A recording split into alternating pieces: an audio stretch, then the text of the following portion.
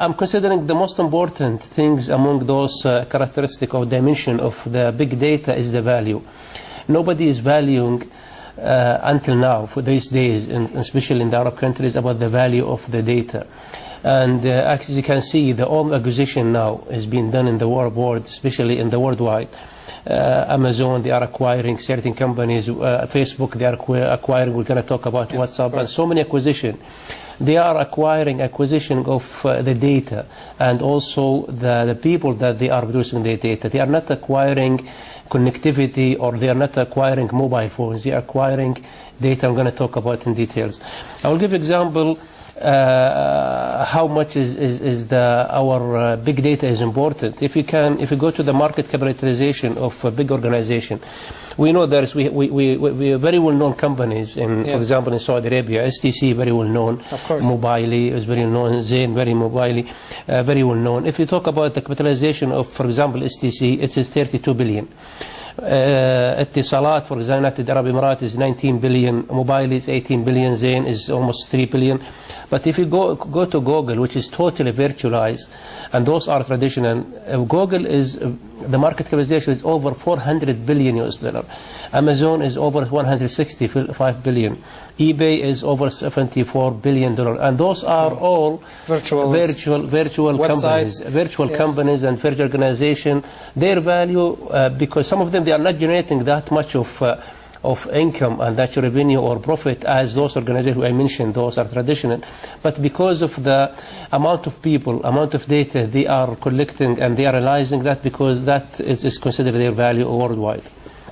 And I will give you another, if you allow me an example of some example of big data, so people get, for example, if you go to Tango and Viber and Skype, imagine there is over 2 billion minutes per day are transmitted and used daily, and through those are virtualized, and this is all through what you call it, this is part of the big data.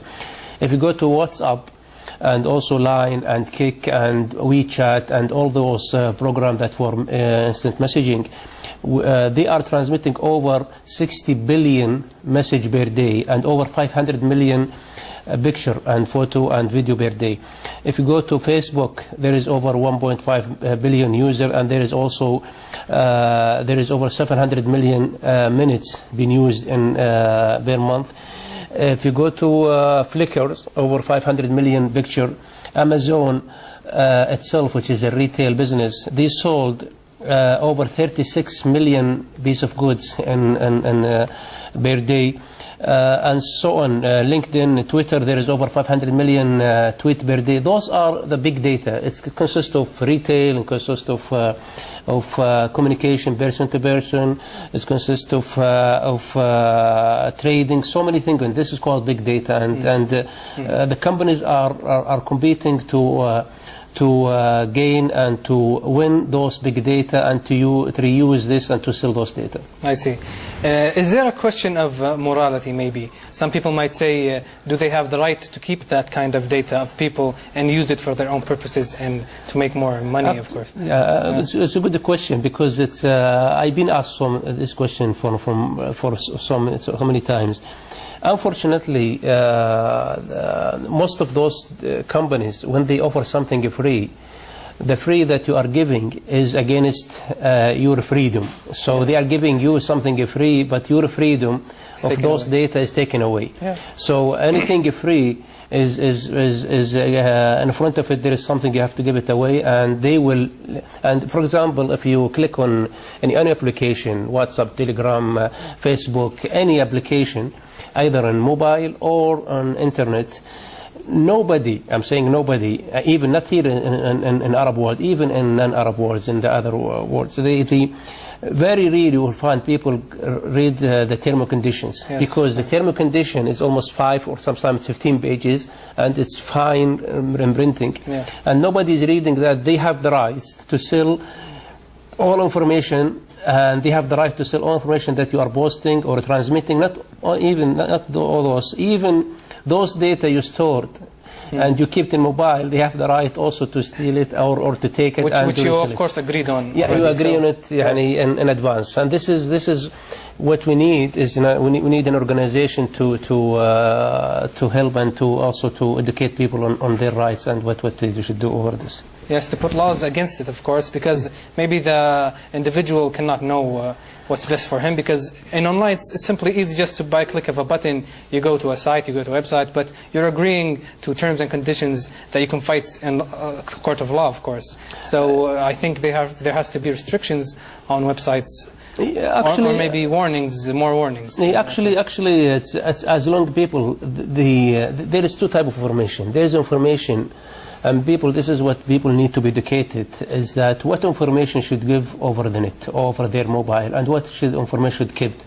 Some people, they go beyond what we're demanding. They give everything that they knows over the net, and then they say, I'm looking for privacy, I'm looking for security. The privacy and security is start from the user himself. Whatever you are giving, it means that it's not a computer in front of you or a mobile in front of you. It is a window to the world. Yes, so whatever is putting there or through the windows, yes, maybe you are only the one who see it inside the room, but the rest of the world is seeing whatever you are putting there. And they're using it for their own and they're using for their benefits, Yes. We have another report explaining big data that we can check in a minute. But before we go to the report, I would like to ask, is big data obtainable by the average person? Is there companies that you can subscribe to, you can pay monthly fees to get this kind of data from companies? Actually, there is, because of the importance and the value of the data, there is so many companies they started, and as just setting up those companies to analyze the big data and start trying to sell it to organizations and to individuals. There is over 100 companies now, they are doing analytics, and those companies linked to, already they have access or they have a contract with big companies. For example, there is company would do analytics, they are already connected to Twitter or Facebook or Google or whatever. And those companies, they build a certain algorithm with certain huge database. Some of them, they use Hadoop. Hadoop is a huge system that to analyze the data, of trillions of data. And those companies invest on such systems to get access to those data, analyze it, and make it available to the end user. For example, I contacted one of those companies 2 weeks ago to be able to access what people are saying about certain brands over Twitter or Facebook and others. And I get 3 companies, they replied to me, and they said, we're going to charge you around between $16,000 per year until $60,000 per year to give you an access to what people are saying about your brands or about certain person. For a certain thing only? Yeah, it's up to you. You choose the word. Yes. And they will tell you who is the person, who's saying it, when is saying it, where to say, where it's been said. So anything you do over Twitter or Facebook or any of those social media, not only social media, if you go to also Tumblr and also Blog, there are over 170 million blogs over the net. All those are analyzed. So anybody is linking not only social media, also go to bloggings. Those blogging are also, they are connected to those analytics, because this is where the monies come from. They are giving you something free, but they're selling your behavior, your data, anything you do over the net, they are selling it to other organizations. Of course. Even for individual, I have organizations, I can have access and look at what people are saying about anything that I want to analyze. Which is very frightening today. Yes. It is an opportunity. It's not only frightening. There's some companies that are using it. I will give an example. For example, big companies like Walmart, Tesco, those are big retail companies, airline organization, Qantas in Australia, Tesco, Walmart, many companies, they have access to those data to predict the customer needs and demands and wishes, and also to predict competition, to predict where the market is going. So there is certain company use it. Some other company use it to generate new inventions, new ideas, to collect of those, because you are talking about all the human knowledge base, it's under your fingerprint. So, yes. Or whatever you have in your mind, it's in your mobile. So now think about that. As a company, I spend years of thinking about a new invention. Now I can collect those ideas and be in front of other people of the new invention. So whatever you are thinking, whatever you are writing, I have access to it before even you say it to your boss or say it to your friends. Yes, of course, of course.